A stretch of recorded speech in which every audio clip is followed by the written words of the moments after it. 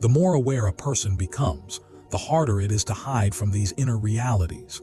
And yet, strangely, this honesty becomes a kind of freedom. Because once something is seen clearly, it loses some of its power to control you.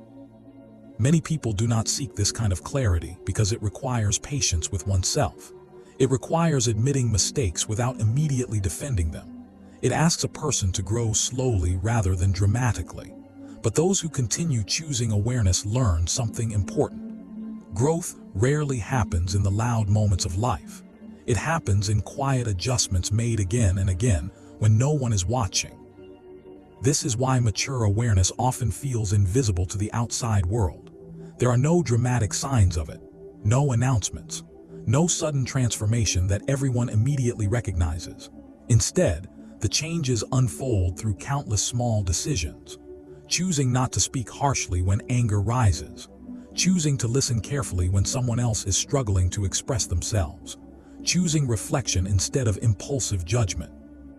Over time, these quiet choices create a kind of stability that people begin to notice without fully understanding. It might appear as calmness during difficult conversations.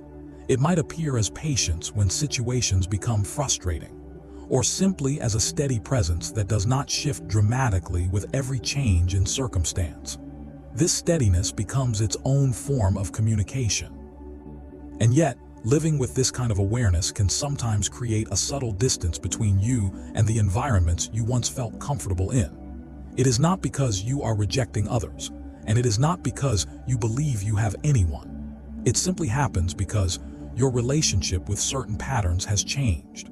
Conversations that once felt entertaining may now feel draining.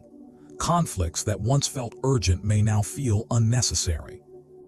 This is where the quiet loneliness of awareness can begin to appear, not as isolation in the dramatic sense, but as a subtle feeling that you are seeing something others around you are not focused on seeing.